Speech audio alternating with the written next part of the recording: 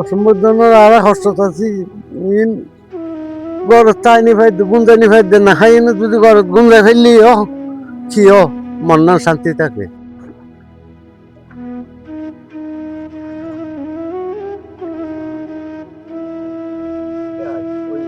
দর্শক দেখতে পাচ্ছেন আসলে এখানে হাঁটু পরিমাণ কিন্তু পানি আপনারা দেখতে পাচ্ছেন। এখন যে স্থানে দাঁড়িয়ে আছে এটা হচ্ছে পার্বত্য বান্দরবান জেলার নাইক্ষ্যংছড়ি উপজেলার সীমান্ত গেছে একটি এলাকা, যেটা তম্বুরু এলাকার মধ্যে। এই এলাকা আপনারা দেখতে পাচ্ছেন, এটা কিন্তু একটি চলাচলের রাস্তা, কোনারপাড়া নামক স্থান। এই রাস্তার দিয়ে কিন্তু এখানকার শত শত আহ, মানুষজন যারা আছে তারা কিন্তু এই রাস্তা দিয়ে চলাচল করে। কিন্তু টানা ভারী বৃষ্টিপাতের কারণে এবং পাহাড়ি ঢলের কারণে কিন্তু এখানে পানি জমায়েত হয়েছে এবং যে জলাবদ্ধতা সৃষ্টি হয়েছে আপনারা ইতিমধ্যে আপনারা কিন্তু দেখতে পাচ্ছেন। আমার হাঁটু পরিমাণ কিন্তু পানি, এবং ঠিক ওই পাশে কিন্তু কোমর পরিমাণ কিন্তু পানি কিন্তু রয়েছে। এখানকার যারা আমি অনেকের সাথে কথা বলছি, এখানকার যারা স্কুল কলেজের শিক্ষার্থীরা আছে তারা নিয়মিত তারা স্কুল কলেজে যেতে পারতেছে না, তাদের খুব চলাচলের জন্য খুব কষ্টসাধ্য হচ্ছে। এবং এই পানির ভিতরে কিন্তু মানবেতর জীবনযাপন করতেছে এখানকার স্থানীয় সাধারণ যারা মানুষ আছে তারা। আপনাদেরকে একটু দেখানোর জন্য চেষ্টা করবো, যেন স্থানীয় মানুষকে দেখতে পাচ্ছি, আমরা একটু কথা বলতে চাইবো। এখানে যে গত কয়েকদিন ধরে জলাবদ্ধতা সৃষ্টি হয়েছে, অনেক পানি কিন্তু দেখতে পাচ্ছি। আপনারা চলাচল করতে কেমন হয়? কষ্ট, অনেক কষ্ট হয়। অনেক কষ্ট। আপনাদের এখানে কি ইউনো বা উপজেলা প্রশাসনের কোনো কর্মকর্তা আসছে কিনা? ফার্স্টে একদিন গেছিল যে এরপর আর যায়নি। কিছু দিছে আপনাদেরকে? খাবার টাবার অল্প দিয়েছিল, কি কি দিছিল? পানি, মুড়ি, সুরা, চিনি এগুলো দিছে। আচ্ছা।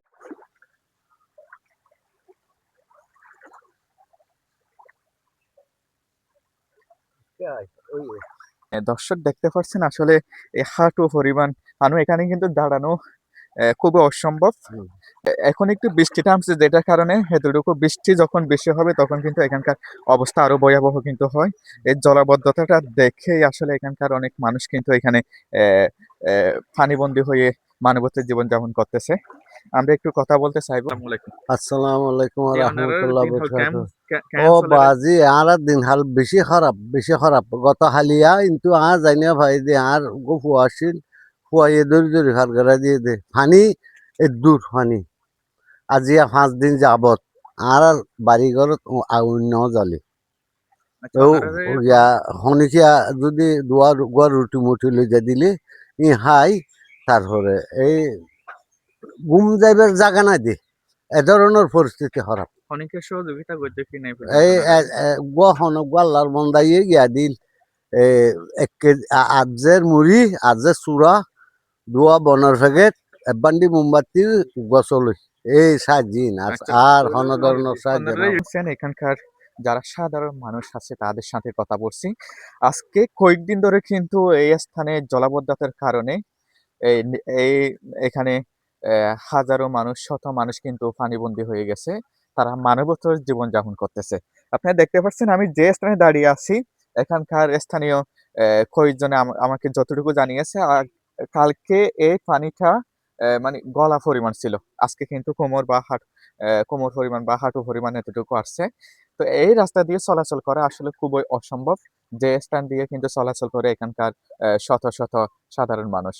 তো তারাও অনেকে এখানকার পার্শ্ববর্তী এলাকায় গিয়ে তারা রাতে কিন্তু আহ, তারা কিন্তু সেখানে থাকতেছেন। এই মাথা গোঁজার টুকু যে স্থানটা আছে এখানে কিন্তু তারা কিন্তু থাকতে পারতেছেন না। পাশাপাশি এখানকার স্থানীয় মানুষ যারা আছে, এখানে গত কয়েকদিন আগে নাইক্ষ্যংছড়ি উপজেলা নির্বাহী কর্মকর্তা এখানে আসছিলেন, এই স্থানটা পরিদর্শন করছিলেন এবং এখানকার যারা পানিবন্দী অসহায় মানুষজন ছিল তাদেরকে ত্রাণ বিতরণ করছিলেন।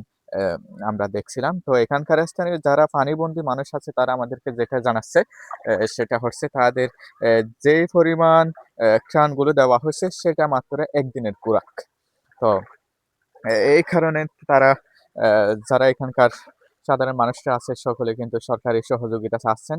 তো এইটা হচ্ছে গুন্দমের তম্বু এলাকার যে কোনারপাড়া নামক স্থান আছে, এখান থেকে জলাবদ্ধতার সর্বশেষ খবর। এতক্ষণ আমি যুক্ত ছিলাম ওমর ফারুক বাপ্পি।